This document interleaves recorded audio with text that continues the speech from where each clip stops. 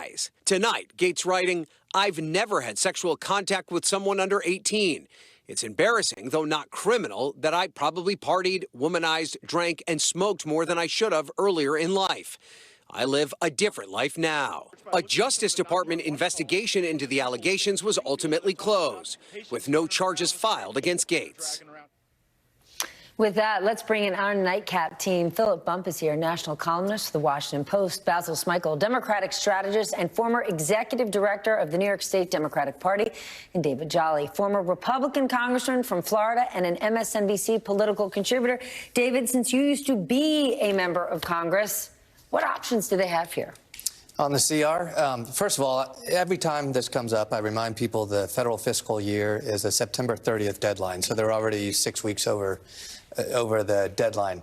The options are for Hakeem Jeffries to say to Republicans, you elected a clown, you get a circus, and come along with the two Doges and let's watch what government looks like under the big top. Because understand, in the last 2 years, Hakeem Jeffries has actually led the coalition of governing. We faced the government shutdown before, we faced Ukraine funding, we faced a debt ceiling increase.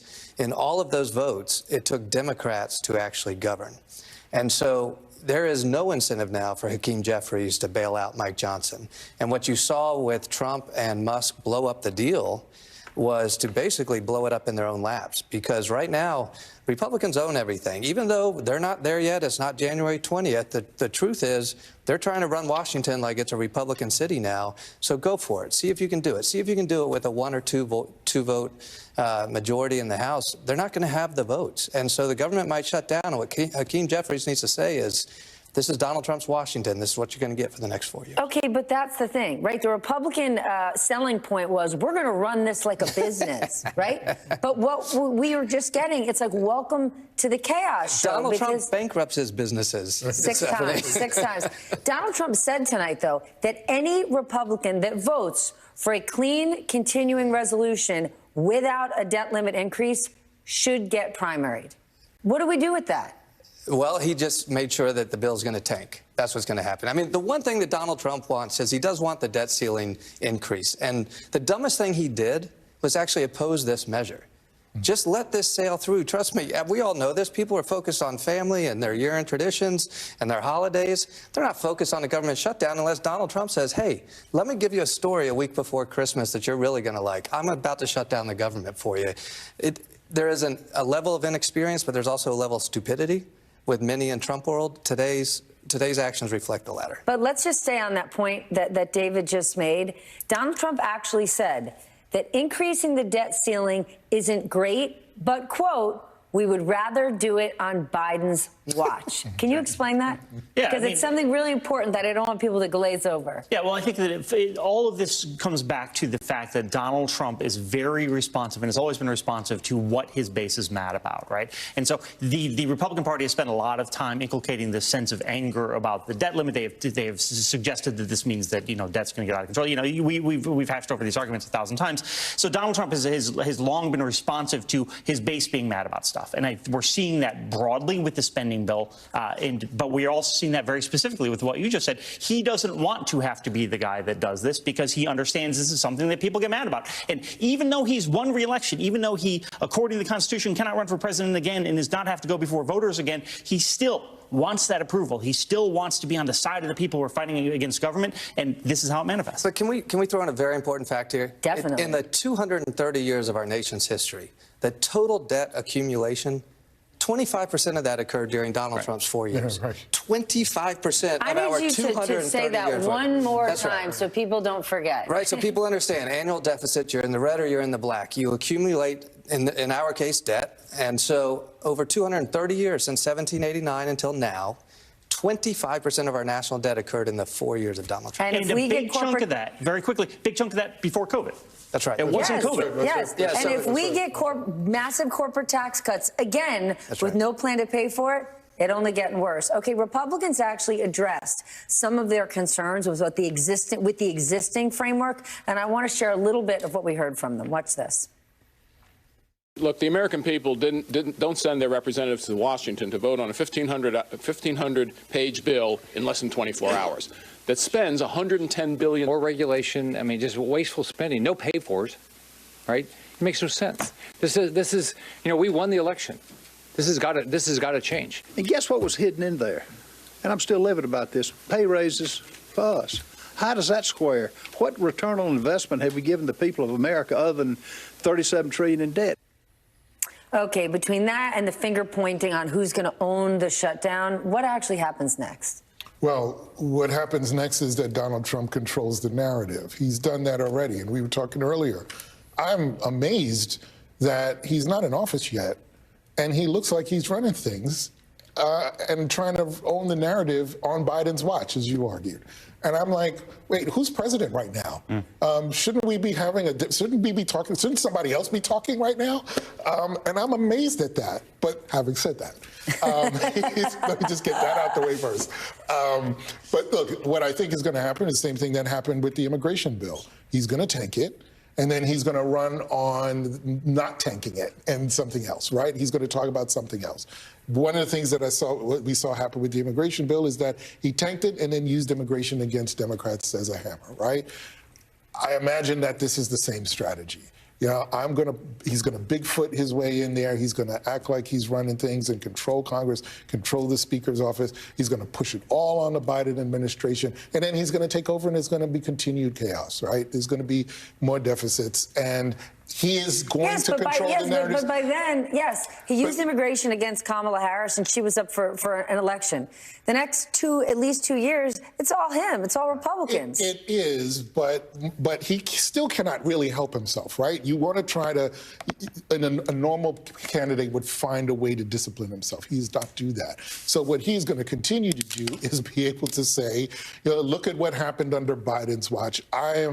I have raised the debt ceiling so that we could spend more money on Americans, right? He's going to come up with some kind of narrative and message around And when he does that, I'm going to search and search and search and see what Joe Biden said this week about the shutdown. And what I'm going to come up with is, he didn't say anything, but Elon Musk did. Elon Musk, who absolutely no one voted for, who doesn't actually hold a cabinet position or an official position that controls anything, now has this volunteer badge of duty running Doge. And he's the one leading the charge to kill this bill. Why is this man so involved in the process? You've got Republican lawmakers lobbying to him, not to Mike Johnson. They're calling Muskie Boy. Well, I mean, they're doing that because they know that he has Trump's ear, right? And they know that the power here flows through Trump. Johnson is responsible to Trump. Musk has Trump's ear on spending. This is why they go through Musk. Musk is fascinating. I don't get why he wants to do this, right? I think he sincerely believes he has some sort of insight that normal people lack. That seems to be his sort of approach to life in general.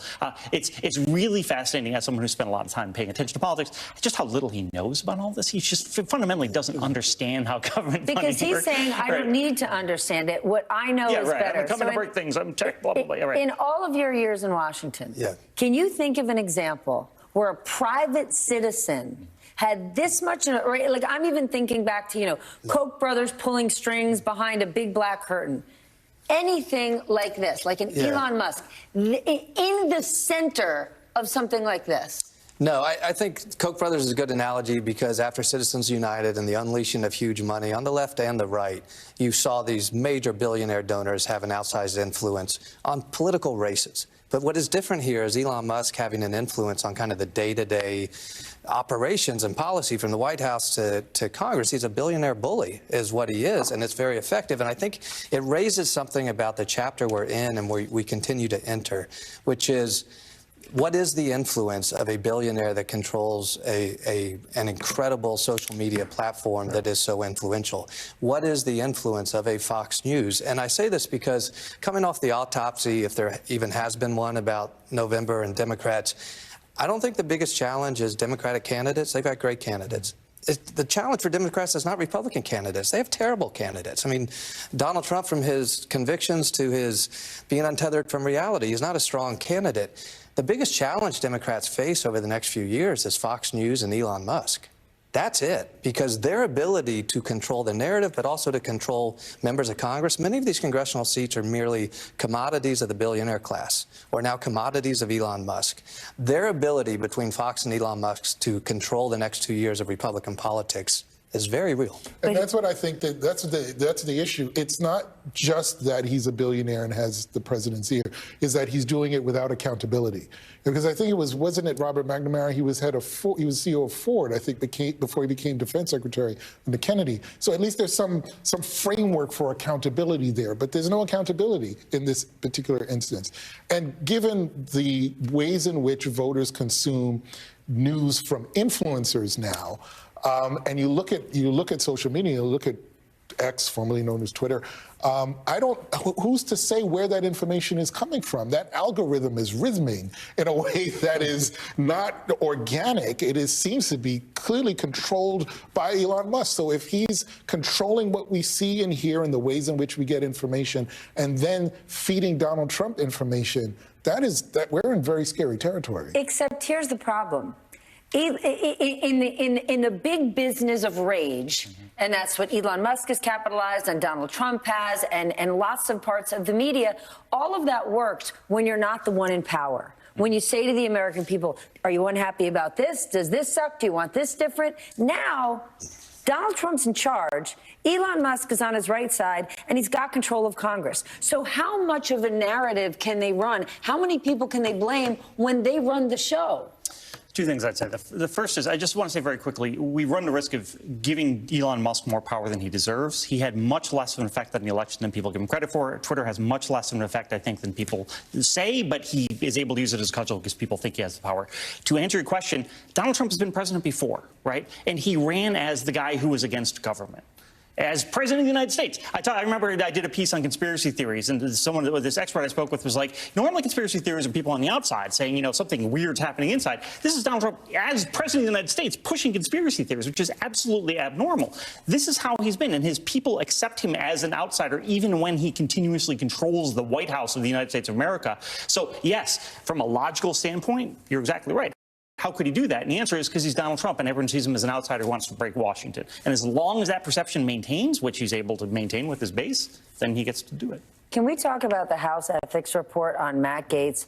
This thing could become public as soon as this week. What do you make? Right? We're always saying, like, God, Donald Trump runs everything. Republicans are running a show. And then you blink and you're going, whoa, whoa, whoa. They're going to release this thing now that he's left office. Yeah. They really are not under amount of huge political or public pressure to do so. But voila, we might see this thing. Merry Christmas. So not quite unprecedented in House history, but kind of unprecedented. I mean, his entire reason to resign wasn't to become Attorney General. It was to remove jurisdiction from the House Ethics Committee to actually make this report public. I would think I speak for virtually all of the country that says there's very little sympathy for someone who's been credibly charged with serious allegations of statutory rape, which is exactly what it is, because the allegations, the serious allegations, are about sex with a minor and drug use involved and so forth. And this is also a case that has sent one of his friends to prison for 8 or 10 years, I believe. We forget that. We forget that very often. There's already been a fall guy in this case. And look, my suspicion as a lawyer is that two reasons possibly why charges weren't brought by the Department of Justice. First, this is a very powerful political family in Florida. His father was one of the most powerful state senators the state has ever seen. People forget that. We called him Daddy Gates, and Matt was Baby Gates. And so one could be the powerful senator. The second is, unfortunately, in today's society, victims don't always make the best witnesses. And that's just the reality. It's wrong.